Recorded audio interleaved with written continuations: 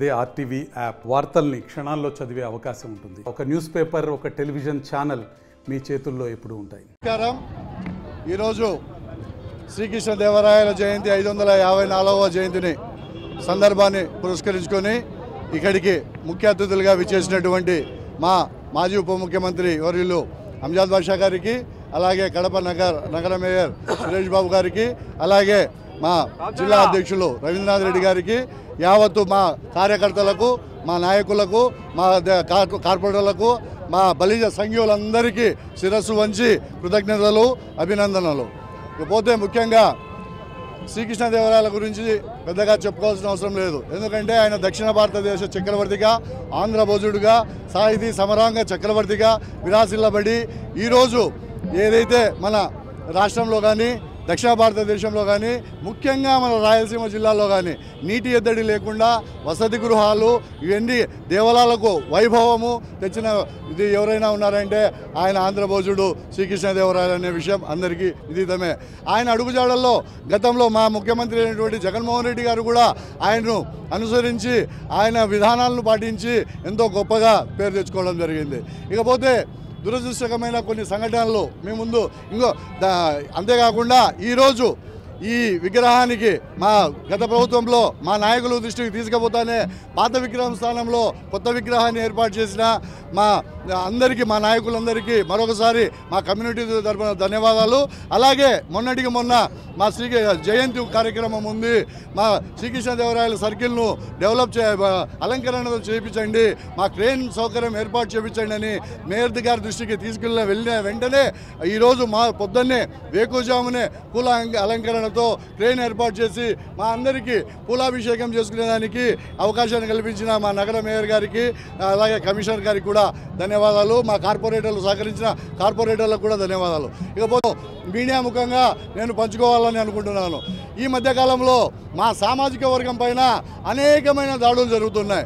మా సామాజిక వర్గము కూటమి ప్రభుత్వానికి ఈసారి బేషరతుగా మద్దతు ఇచ్చి ఉమ్మడి కడప జిల్లాలో 7 స్థానాలు కూటమి ప్రభుత్వం గెలుచుకునేదానికి సహకరించి, అలాగే కూటమి ప్రభుత్వం ఏర్పాటు అయ్యేదానికి కూడా మా సామాజిక వర్గీయుల పాత్ర ఎంతో ఉందనేది నిర్విధాక్ష అంశం. అయితే దురదృష్టకరం, మేము ఏదైనా ఒక ప్రోగ్రాం పెట్టుకుంటే మీరు ఇటీవల మీడియా వారు చూసింటారు. ఈ మధ్యకాలంలో మా టీడీపీ సీనియర్ నాయకుడు హరిప్రసాద్ గారు మా కమ్యూనిటీలో గెలిచిన ఎమ్మెల్యేలనైతేమి, మంత్రులనైతే పిలిచి కడపకు ఏదో సన్మానం చేయాలా అనే ఉద్దేశంతో ఒక మీటింగ్ ఏర్పాటు చేస్తే ఆ రోజు ఫ్లెక్సీలు తీపిచ్చేందుకు కుట్ర జరిగింది. ఏమది ఎందువల్ల జరిగిందని నేను మీడియా ముఖంగా నేను ఆ పార్టీని కానీ, ఆ కూటమి నాయకులను కానీ ప్రశ్నిస్తున్నా. మా సామాజిక వర్గం అంటే అంత చిన్న చూపా? అలాగే ఆయన ముఖ్యమంత్రి వర్యులు కడప జిల్లాకు వచ్చి మైదుకూరులో సభ కార్యక్రమం పెడితే అక్కడ కూడా మా సామాజిక వర్గానికి చెందిన హరిప్రసాద్ గారిని స్టేజ్ పై నుంచి దించేసి అతన్ని వచ్చి అవమానపరిచిన విధానం అంటే మా వాళ్ళంటే మీకు అంత చిన్న చూపా? మా సామాజిక వర్గంతో మీరు గద్దెనెక్కి ఈరోజు, అలాగే మొన్న రాయచోటి పట్టణంలో మా పాల్గొండాడు. రాయచోటి పట్టణం అంటే గుర్తొచ్చేది ఎవరండి? తెలుగుదేశం పార్టీలో మీడియా ముఖంగా నేను ప్రశ్నిస్తున్నా కూటమి ప్రభుత్వాన్ని. ఎవరు? రాయచోటి పట్టణంలో సుగవాసి ఫ్యామిలీ. అటువంటి సుగాసి ఫ్యామిలీకి టికెట్ ఇచ్చి ఓడించినారు. అలాగే ప్రసాద్ బాబు ఆ రోజు నుంచి ఈ రోజు వరకు పార్టీ వెన్నంటున్నారు. వారు ముఖ్యమంత్రి గారు మీకు మా నాయకులు గుర్తురాలేదా? మా సామాజిక వర్గ నాయకులు గుర్తురాలేదా? కడపలో జరిగినది, అలాగే రాయచోటిలో జరిగింది. అంటే జిల్లాలో ఈ విధంగా మా సామాజిక వర్గాన్ని ఎందువల్ల మీరు చిన్న చూపు చూస్తున్నారు? ప్రజలందరూ గమనిస్తున్నారు. అంతేకాదు మా వైఎస్ఆర్సీపీ ప్రభుత్వంలో మా సామాజిక వర్గానికి పెద్దపీట వేసినారు. ఎలా? ఒక ఎమ్మెల్సీని ఇచ్చారు, అలాగే అడా చైర్మన్ను ఇచ్చారు. అలంకారప్రాయంగా ఇవ్వలేదు అడా చైర్మన్ను. 3 సంవత్సరాలు గురుమోహన్కు కంటిన్యూగా పదవి ఇచ్చి గౌరవించడం జరిగింది. అలాగే కడప నగరాన్ని తీసుకుంటే 2 కార్పొరేటర్లు, ఒక కోఆప్షన్ మెంబర్, అలాగే 2 డైరెక్టర్లు. రాయంపేటలో తీసుకుంటే ఒక డైరెక్టర్, అలాగే మైదుకూరు మున్సిపాలిటీ చైర్మన్ మాచనూరు చంద్ర మావాడు, అలాగే రాయంపేటలో మర్రి రవి వైస్ చైర్మన్ మావాడు, అలాగే గండి చైర్మన్ కావలి కృష్ణతేజ మావాడు. ఇలా మాకు ఎన్నో పదవులు ఇచ్చి సముచిత స్థానం కల్పించింది మా వైఎస్ఆర్సీపీ. మీరేమిచ్చారు?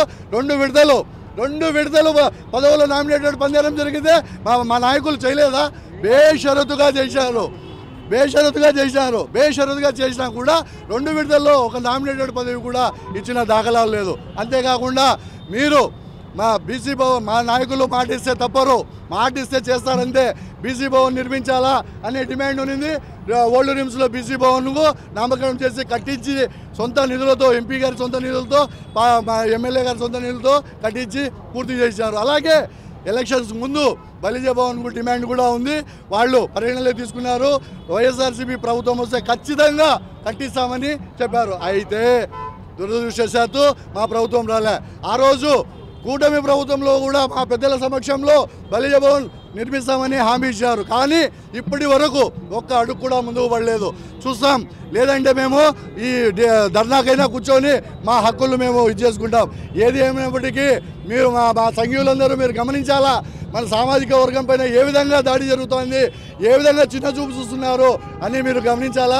అది కూడా మా బలిజ సంఘీయుల విజ్ఞతకే వదిలేస్తున్నాను. ఓకే, మరిన్ని వీడియోస్ కోసం ఛానల్ ని సబ్స్క్రైబ్ చేయండి, లేటెస్ట్ అప్డేట్స్ కోసం వాట్సాప్ ఛానల్ ని ఫాలో చేయండి, అండ్ లింక్ డిస్క్రిప్షన్ లో ఉంది.